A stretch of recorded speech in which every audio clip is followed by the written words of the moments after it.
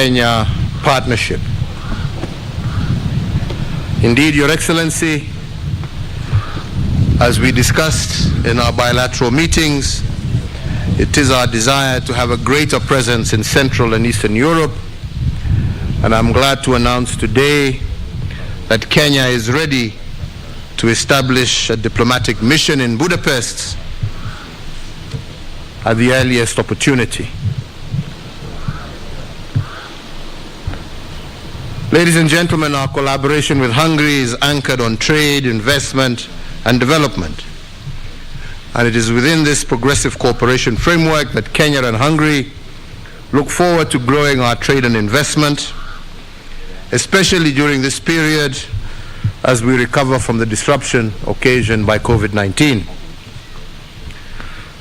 Kenya is particularly keen on creating more collaborations between our vibrant private sector and their Hungarian counterparts as an avenue of fully exploiting the immense potential for trade and investment that exists between Nairobi and Budapest.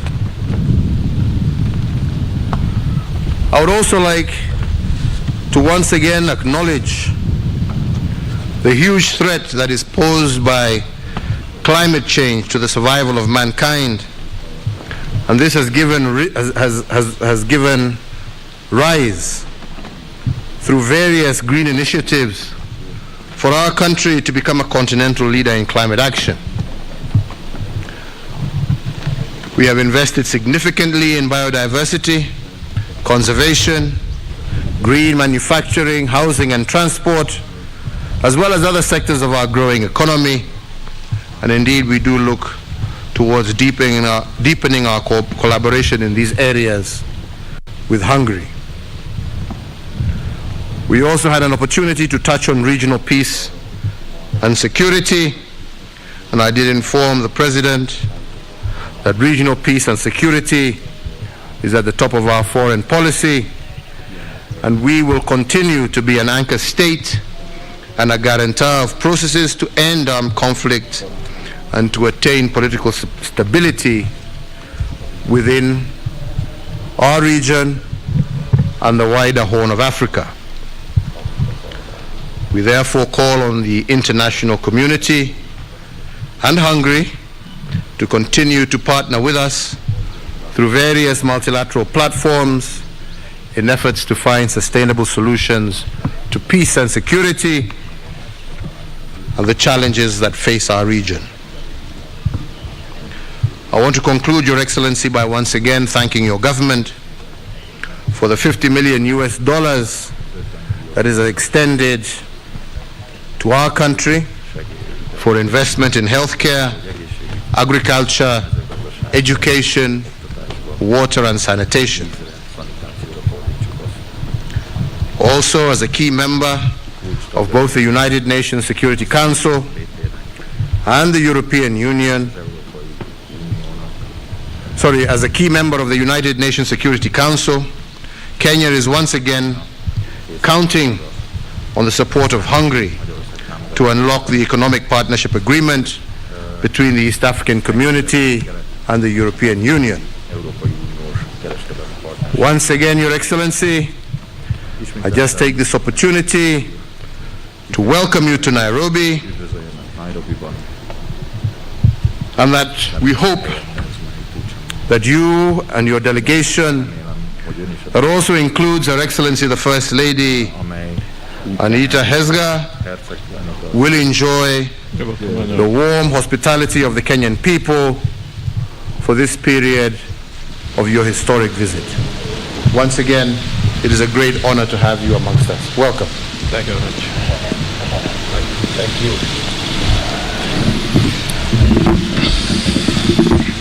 Tisztelt elnök úr, tisztelt hölgyeim és uraim!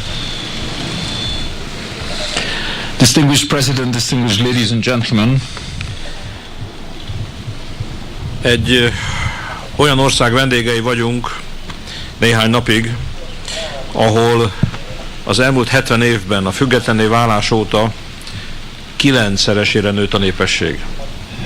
We are being hosted in a country where the population has increased ninefold since its independence 70 years ago.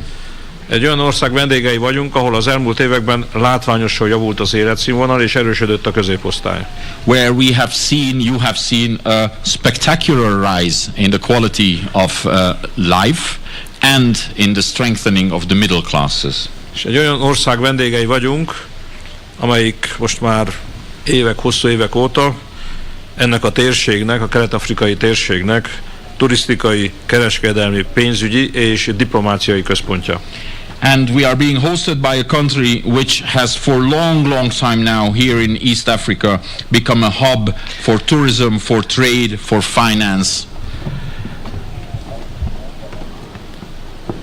Ha a demográfiai változásokra nézünk, az életszínvonal emelkedésére nézünk, mind a kettő indokoltá teszi azt, hogy megerősítsük az együttműködésünket, hiszen a legfontosabb kérdés az itt élők számára a megfelelő mennyiségű és minőségű élelmiszer lesz a következő években.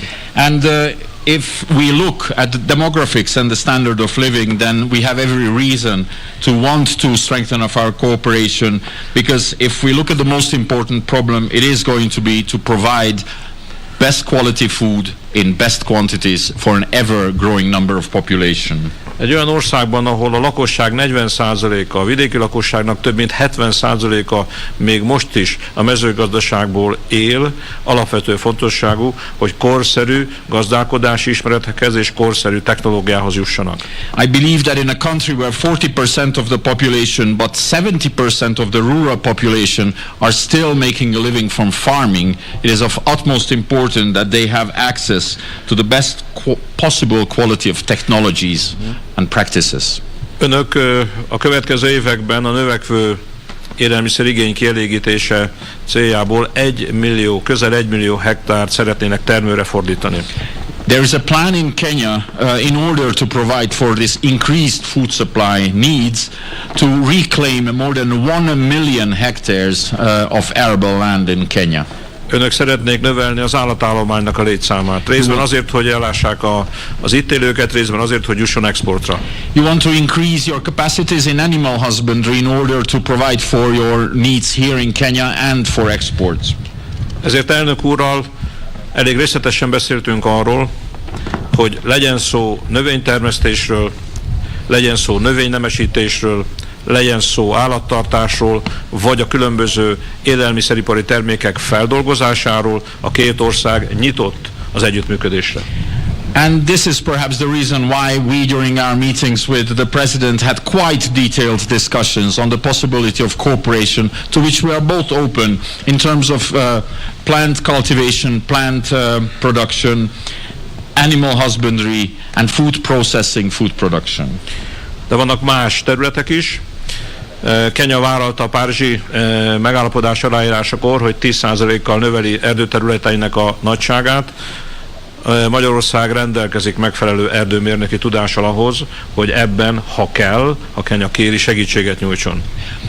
But there are also other areas also. Kenya, for example, has undertaken, when signing the Paris agreements, to increase by 10% its forest cover, while Hungary has well-trained forestry engineers and skills and knowledge in this area. So, should the need arise, we will be more than happy to assist. Mindenütt a világon a növekvő életszínvonal természetesen nagyobb mennyiségű hulladékot eredményez. A közös felelősségünk, hogy ennek a hulladéknak egy nagy része, nagyobbik része az újra felhasználható legyen, ebben is készek vagyunk az együttműködésre. I believe that with the increase of the quality of life globally everywhere in the world, we are also increasingly producing more and more waste.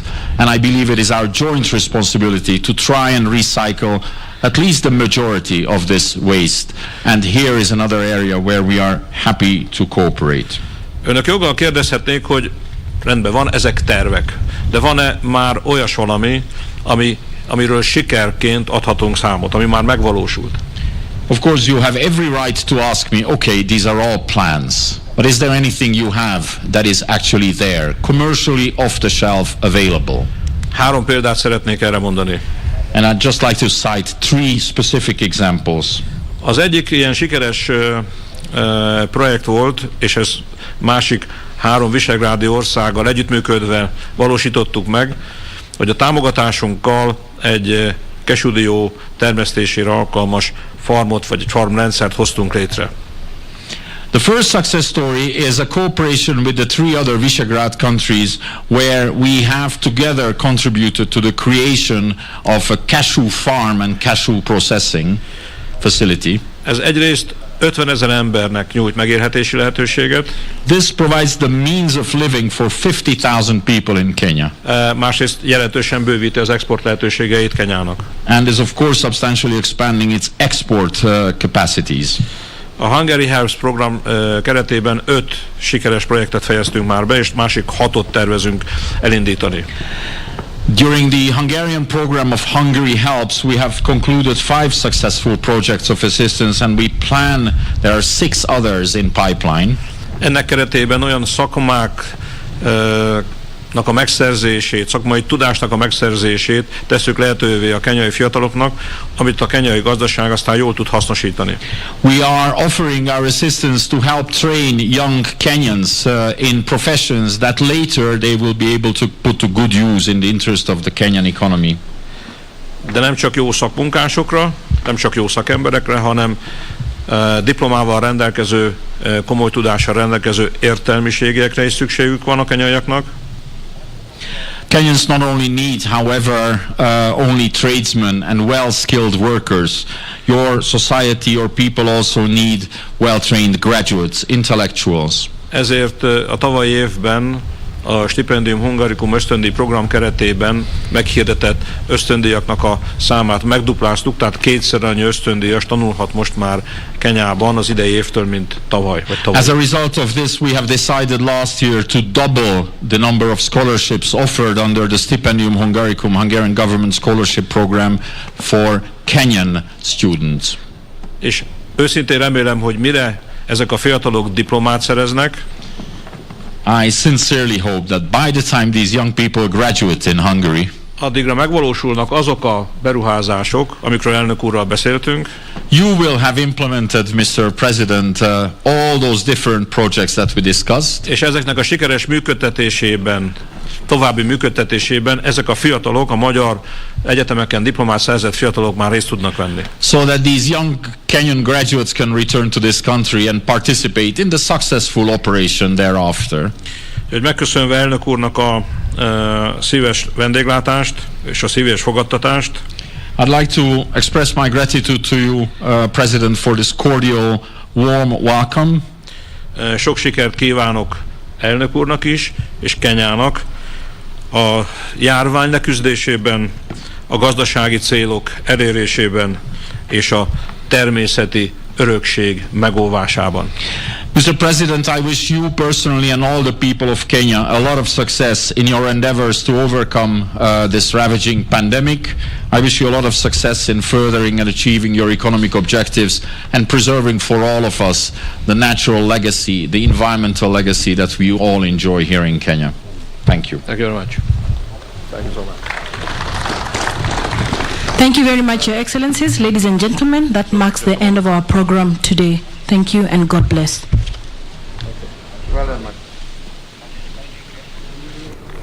That has been a joint presser from the State House of President Uhuru Kenyatta of Kenya, together with his counterpart from Hungary, Janos Ada. And perhaps to just a recap of that, President Uhuru Kenyatta says that strengthening ties between the two countries is his priority. Training, scholarship have also increased, which will boost education in the country, and Kenya is ready to establish a diplomatic mission in Budapest, which is the capital of Hungary, and of course 5 billion in Kenya shillings, that is 50 million US dollars extended for Kenya for investment, health, water, infrastructure, education, agriculture, among others. On his part, Janos Ada has talked about strengthening ties and also increasing capacity in animal husbandry and agriculture to boost export, and they are ready to help Kenya achieve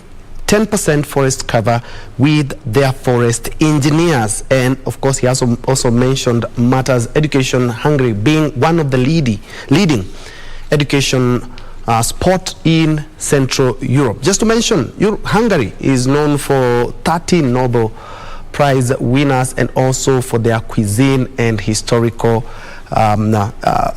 buildings and a rich cultural heritage, just to mention a few. It's a country of less than 10 million people, but is quite a superpower when it comes to Central Europe. And on that note, let's first of all have a quick break, then we'll be right back.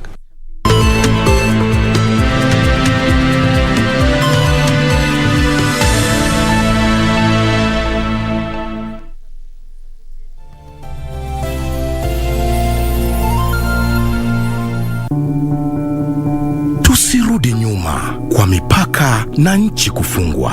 Tusirudi kwa biashara na shule kufungwa. Kwa kutoweza kukutana. Kwa kutengana na tuwapendao. Tusirudi nyuma. Na kuhitaji unikinge, pata chanjo. Ili tuendelee na maisha vizuri. Na kuhitaji unikinge, pata chanjo. Na kuhitaji unikinge, pata chanjo. Na kuhitaji unikinge, pata chanjo. Na kuhitaji unikinge, pata chanjo. Ili tuendeleze maisha bora kwa ajili ya wapendao, nchi yetu na usoni wetu. Kwa ajili yetu sisi sote. Pata chanjo. Kaa chonjo. Kuhakikisha nchi yetu na uchumi wetu umestawi katika uwazi. Tusirudi nyuma. Mundos divididos por una sombra de traición. You can go and do whatever you want. Well, if that's the case, I quit. You're not ready. I ready. made it, Dad. I've had it. I need to go back to Pueblo to fulfill my grandfather's lifelong dream. I'm going to build his clinic. It is part of his plan to have Santiago marry the poor soul Renata, who, by the way, is so rich that she's rotting in money. If you can't defeat that enemy, join her. Because the rent money is missing and the boss is going to be furious. What do you mean the money's missing? I'm here because I'm going to Pueblo with you. I'm not worse than Saint Lucia. She had her own skeletons in her closet. That's why she ended up murdered. Lying heart. Fue sembrando el veneno y la ambición. Do you have a new story to share with KBC?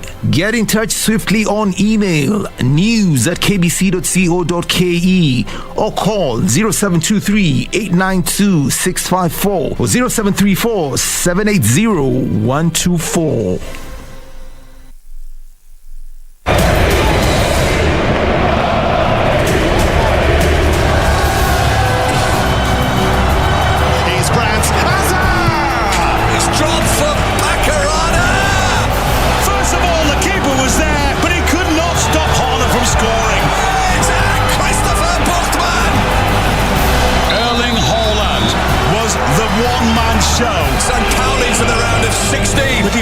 Champions are through.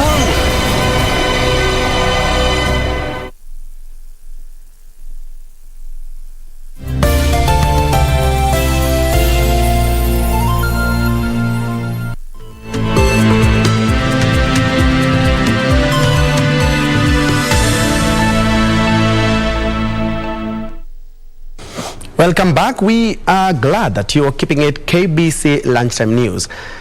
In other news, leading scientists in the country are decrying poor funding for research and development, saying sad state of affairs could negatively impact on the development of the country as well as overall welfare of citizens. The scientists who spoke during the COVID pre-grant conference in Nairobi said it was a shame to always depend on donors who in most cases fund their own area of interest. Purity Musel reports. Research Fund NRF is funding tens of scientists in the country to develop evidence-based natural medicinal products to mitigate COVID-19 disease. The over 131 million shillings will be divided among 4 different consortiums on a need basis. The first consortium was to look on matters of biotechnology research and clinical trials. and the budget awarded to that consortia was about 43 million. The second consortia was to look at drug development and trials aspects, and the consortia was awarded 50 million based on the budget and the various objectives they presented. We had another group that was looking at psychosocial effects, which was awarded 18 million thereabout. And lastly, but not the least, COVID-19 preventive consortia, which was also awarded 18 million. Scientists have now pieced together substantial information about COVID-19, and as a result, more targeted research is essential to mitigate the adverse effects of the disease. During the launch of the COVID-19 pre-grant conference in Nairobi, scientists raised concerns of underfunding in the research and innovation sector in the country. African governments committed to putting aside 2% of their GDP. And I think it's only South Africa and Tanzania that have been able to do 1%. Kenya, we started on very well. And we were doing something like 0.3%, 0.5%, not of GDP, but of the budget. They took issues with over-reliance on international donor funding, which they claim is dragging the country and the continent at large backward. It's up to us as researchers to redeem ourselves and to show the relevance of science. Anybody who thought that science is not important now knows.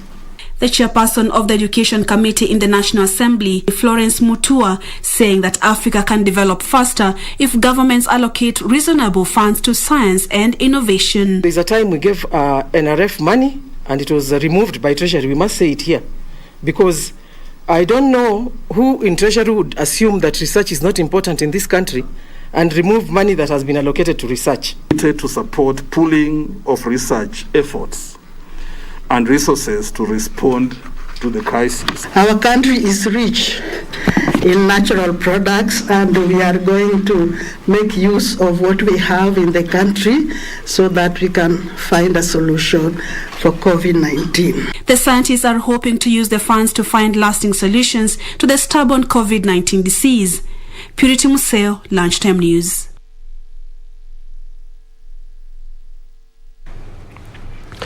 From that research note, we now look at the BBI. You do remember after it lost ground at the Court of Appeal, the Attorney General, Kihara Kariuki, did move to the Apex Court, that is the Supreme Court, seeking constitutional interpretation on some of the rulings or some of the judgment that the Court of Appeal judges did make, and also some of what the High Court judge did talk about. And now we are linking up with my colleague Sarafina Robi for more details just before the BBI appeal case goes to the Supreme Court.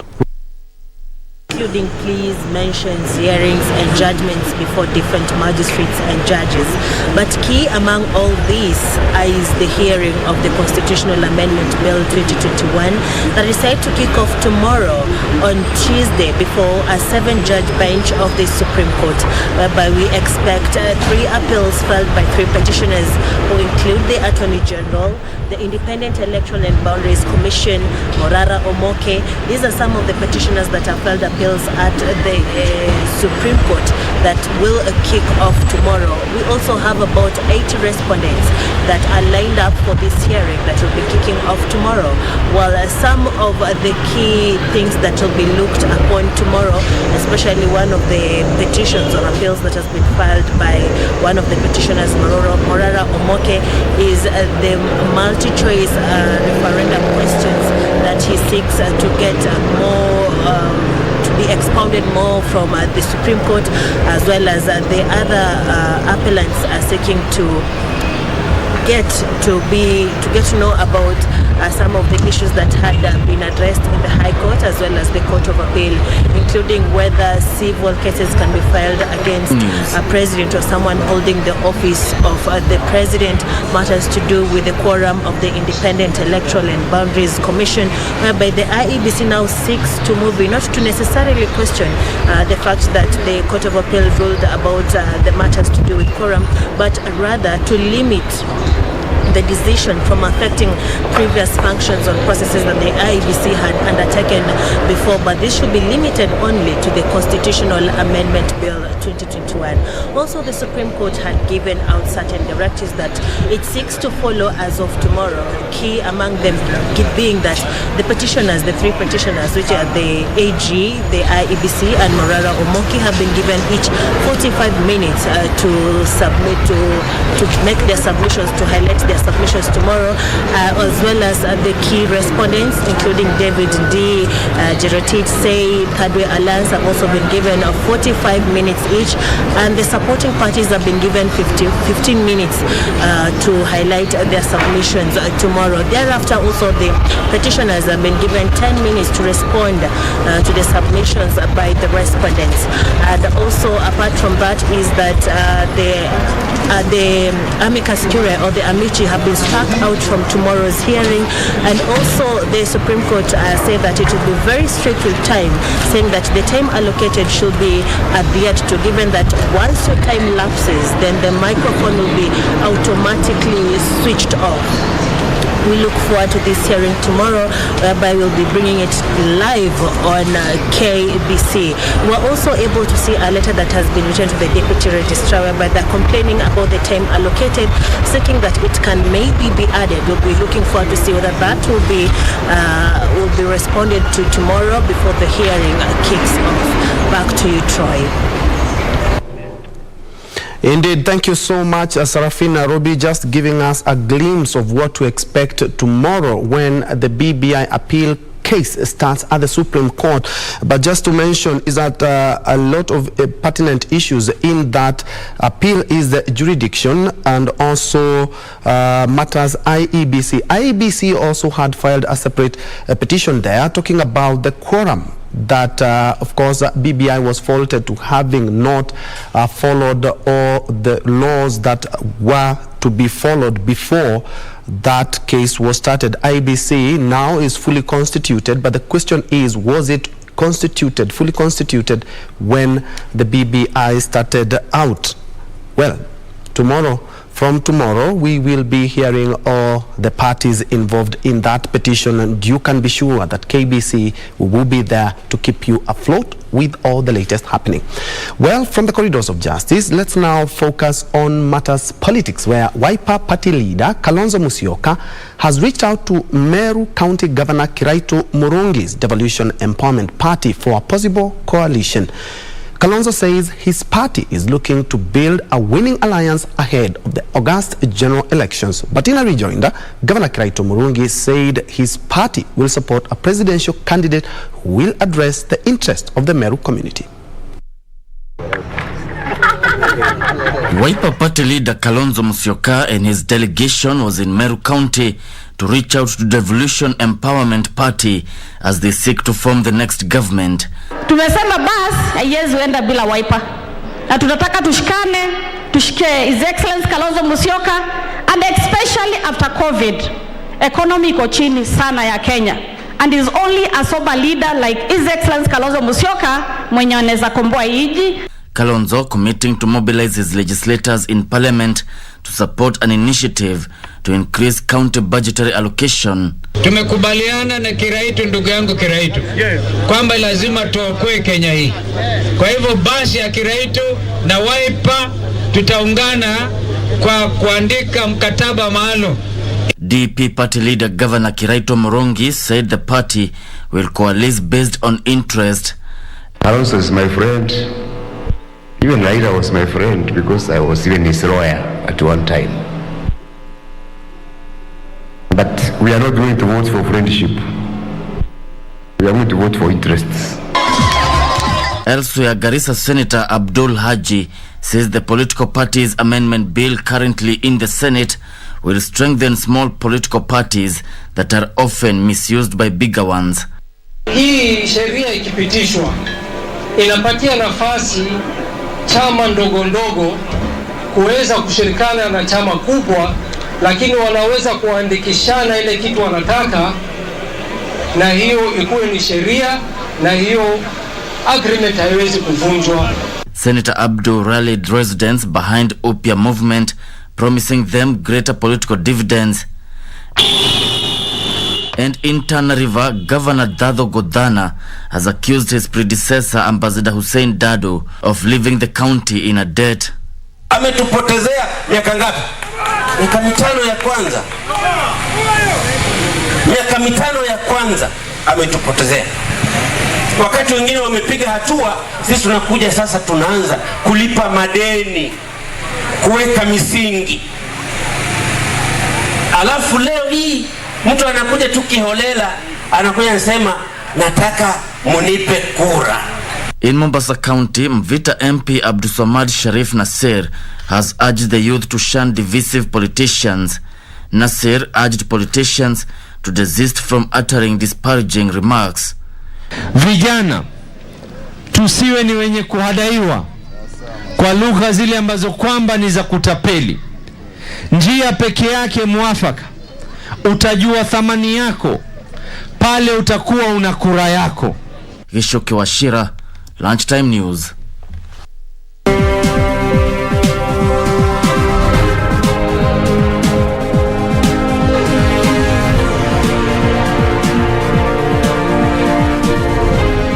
Now, let's make a sense of shillings and cents in business, where more than half of Kenya's wealthiest individuals have reset their priorities to improve their health and setting aside funds for their children's future.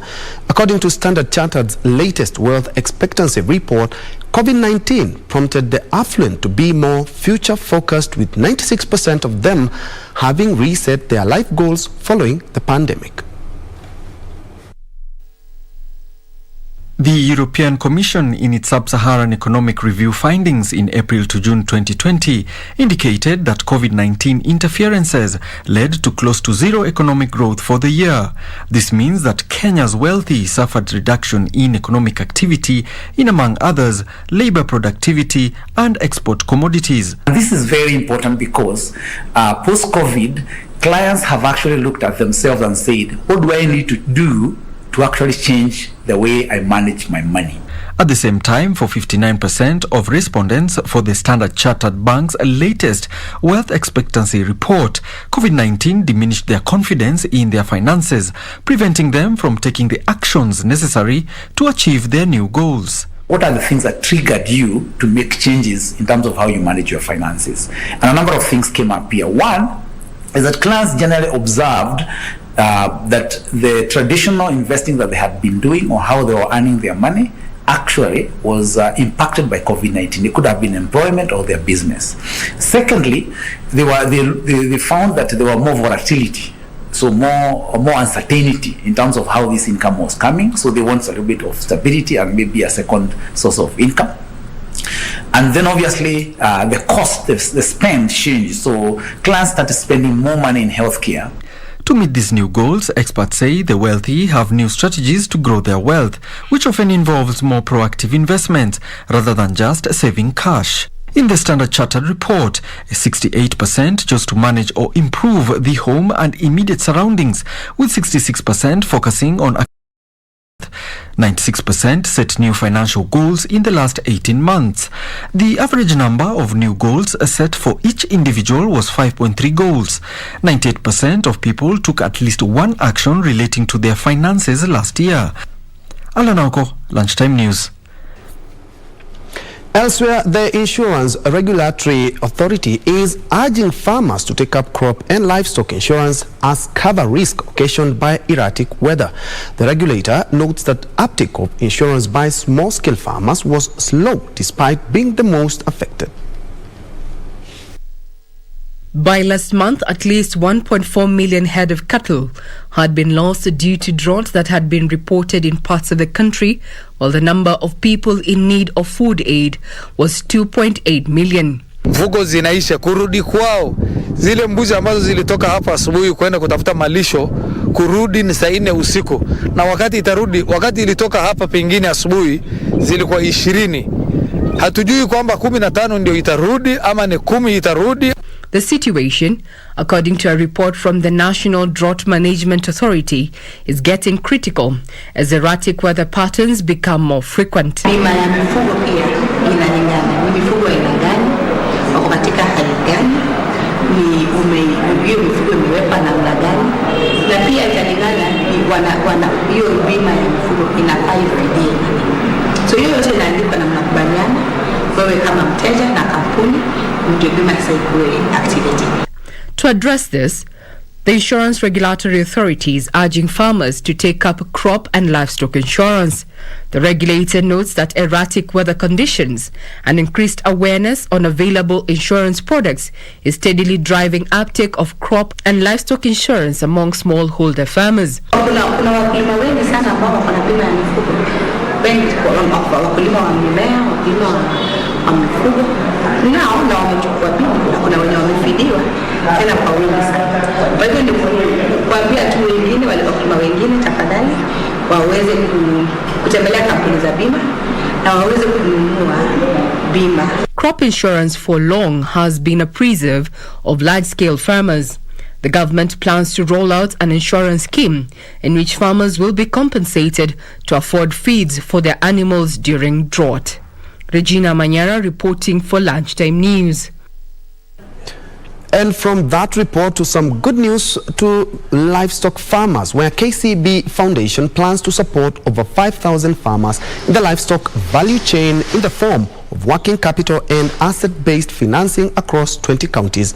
The initiative by KCB Foundation aims to enhance the commercialization and output of the farmers through farmers' cooperative organizations in the livestock value chain by enhancing market access and income opportunities for farmers across the country. A total of 70 farmer cooperatives will be trained through an initiative by KCB Foundation this year, followed by market linkages access through the extensive KCB Group network, as well as implementation of sustainable livestock production in light of climate change which has affected food production. KCB Foundation Chief of Party Caroline Njue says working through cooperatives is critical as they commercialize farmer operations and provide a learning environment to maximize own value addition, enabling farmers to realize their potential. The first phase of program is under implementation in 10 counties, namely Laikipia, Baringo, Samburu, Taita Taveta, Narok, Kajiado, Mombasa, Kwale, Kilifi, Marsabit. The second phase of the program will be rolled out in Isiolo, Wajir, Tana River, Lamu, Garissa, Turkana, West Pokot, Busia, Mandera, and Kitui. Meanwhile, the Capital Markets Authority has admitted Sycamore Capital Limited to its regulatory sandbox for 6 months. The fintech seeks to test its application named Cashlate App, a digital mobile-based unit trust investments application.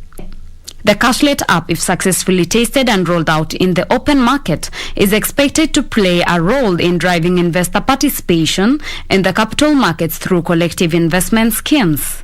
CMA Chief Executive Wycliffe Shamia says the Cashlate app will provide a convenient and affordable opportunity for small investors to access professionally managed and diversified asset portfolios. Reporting for Lunchtime News, I am Teresa Mutai. In other news, a project to expand parts of the SUEZ Canal is expected to be completed after 2 years of work in July 2023. The SUEZ Canal Authority SCA announced accelerated plans to extend a second channel of the canal and to enlarge an existing channel after the Ever Given container ship ran aground and blocked the waterway for 6 days last year. Details of this in and other news from the African continent. The project will be completed in 24 months, which started in July 2021. The plans of the project indicate the southernmost 30 kilometers of the canal, where the container ship got stuck, is set to be widened 40 meters eastward and deepened by a further 6 feet to 72 feet. The project will be completed in 24 months, which started in July 2021. The plans of the project indicate the southernmost 30 kilometers of the canal, where the container ship got stuck, is set to be widened 40 meters eastward and deepened by a further 6 feet to 72 feet. The works will improve ship navigation in that part of the canal by 28%.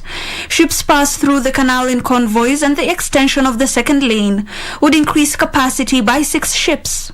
The southernmost 30 kilometers of the canal where the Evergreen became grounded is said to be widened 40 meters eastward and deepened to 72 feet from 66 feet. Meanwhile, Tunisia's crisis-stricken economy needs deep reforms, such as slashing its vast public wage bill. Its debts have soared to nearly 100% of the gross domestic product. Its GDP plunged by almost 9%, the worst rate in North Africa only modestly offset by a 3% bounce back last year. The economy is quite weak and far from enough to create jobs to counteract an unemployment rate of 18%. In a country of 12 million people, more than half of public spendings goes to paying the salaries of around 650,000 public servants, a figure that does not include local authority wages.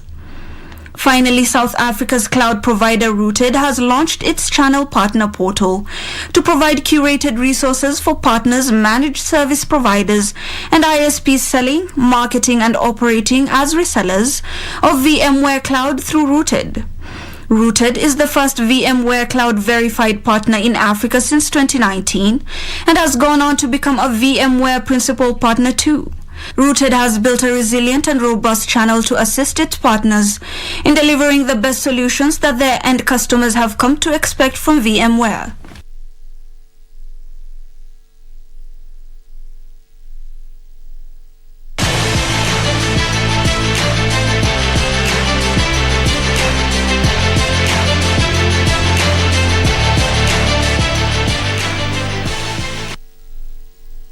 Let's now turn our attention to sports news, where defending champions Algeria is on the verge of being eliminated from the